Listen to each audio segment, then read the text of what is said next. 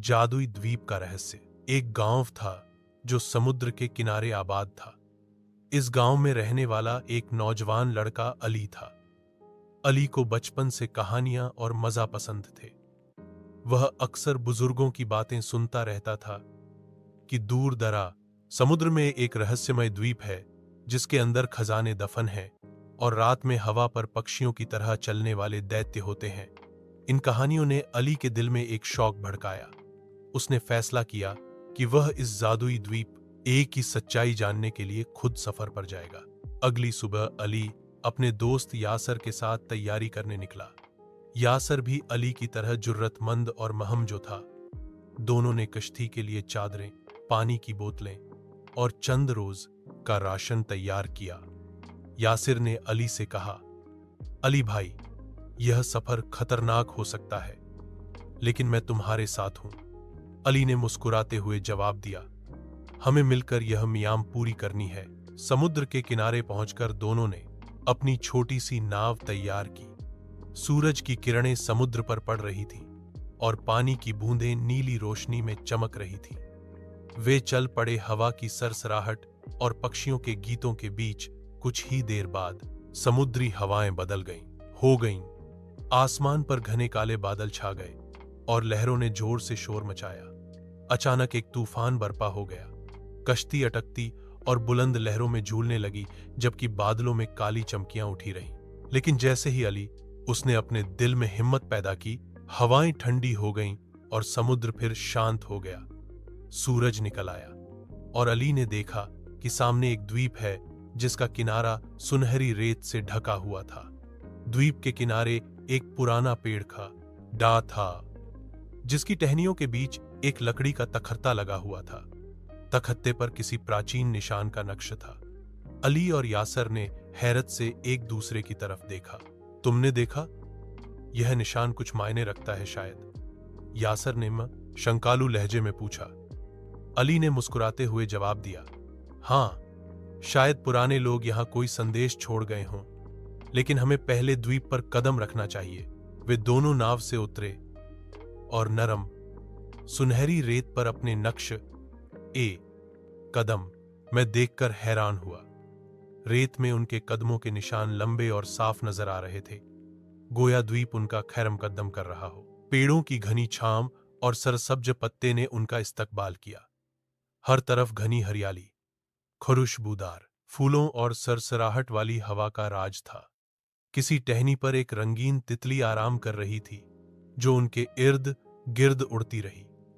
जैसे ही उन्होंने कुछ कदम आगे बढ़ाए, द्वीप ने धीरे धीरे गूंजती हुई खुशगवार फुसफुसाहटें की। अली ने महसूस किया कि यह दरख्तों और पत्तों की सरगोशियां हैं। यह तो अजीब है। यासिर ने सरगोशियों की आवाज सुनी और हैरत से पूछा, क्या तुमने यह आवाजें सुनी? अली ने जवाब में कहा, हां, ऐसा लगता है जैसे दरख्त हमसे बात कर रहे हों। मुझे यकीन है कि यह द्वीप वास्तव में जादुई है।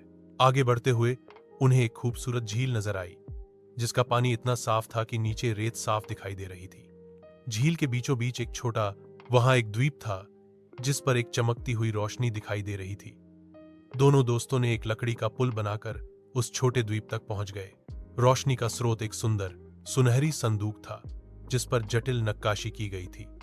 अली, उसने धीरे से बक्सा खोला तो अंदर सुनहरी मोहरें, चमकते मोती और कीमती पत्थर नजर आए। करीब ही एक जटिल नक्शा भी पड़ा था जिसमें द्वीप के अंदर और रास्ते की निशानियां बनी हुई थीं।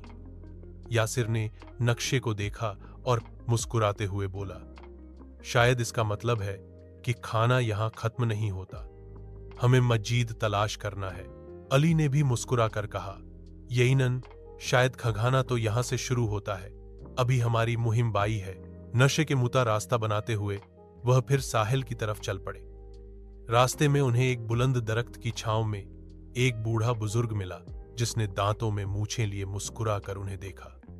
बुजुर्ग ने अपने हाथ की लकीरों पर निगाह डाल और कहा, तुम दोनों ऐसे लग रहे हो कि रास्ता भटके हुए हो। उस जजीरे का हकीकी खजाना तुम्हें मिल जाएगा जब तुम एक दूसरे का साथ दोगे। अली और यासिर ने हैरत से पूछा, अबा जी, आप कौन हैं और यहाँ क्या कर रहे हैं? बुजुर्ग ने मुस्कुराकर जवाब दिया, मैं एक मुसाफिर हूं जो इस द्वीप के राज जानता है। अगर तुम दोनों साफ दिल और बहादुर होकर आगे बढ़ोगे तो कोई ताकत तुम्हें रोक नहीं सकती। इन अल्फाज ने अली और यासर के दिलों में वलोला भर दिया। रात ढली तो चांदनी ने झील का चेहरा रोशन कर दिया। दोनों दोस्त एक घार के करीब पहुंचे जहां दराजे पर मोमबत्तियां जल रही थी। दराजे पर तहरीर था, आजमाइश तम से ये कहती है, एक दल सचादा दोस्ती की मटी। यासिर ने चराग जलाते हुए कहा, लगता है हमें किसी इम्तिहान से गुजरना है। अली ने हौसले से कहा, हम साथ हैं, कोई खौफ नहीं। वो गार के अंदर दाखिल हुए। इंधिरी रागजर में अन्हीं पत्थरों पलखी एक कविता मिली, सच्चाई की रोशनी में खजाना खोजो, दोस्ती की मिट्टी में यह राज छुपाओ। उसी क्षण एक नरम रोशनी ने उनके सामने आत्मा की तरह एक पक्षी का रूप धारण किया। पक्षी ने मीठी आवाज में कहा, दोस्तों, तुमने अपने अंदर की ताकत से यही सबक जाना है कि खजाना सोने का नहीं बल्कि मोहब्बत और दोस्ती का है। अली ने समझते हुए पूछा, अब हमें क्या करना चाहिए? रोशन परंद ने जवाब दिया, दूसरों के दिलों में रोशनी बिखेर कर एक इंसान असली खजाना पाता है।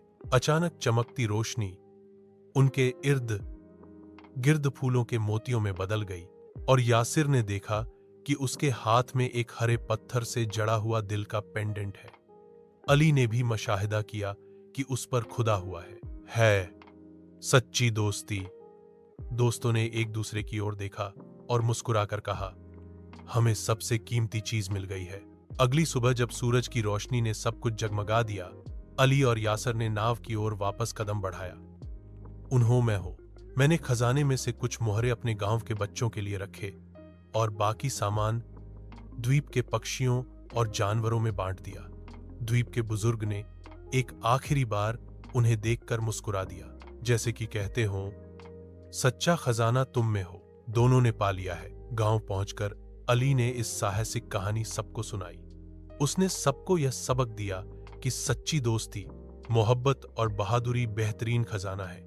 इस अभियान ने उन्हें यह सिखाया कि अपनी हिम्मत और नेकनियती से वह इंसान जीवन के सबसे बड़े रहस्यों को हल कर सकता है। इस जादुई द्वीप के रहस्य और इस अभियान से हमें यह सबक मिलता है कि इंसान को हमेशा अपने दिल की सच्चाई पर अमल करना चाहिए।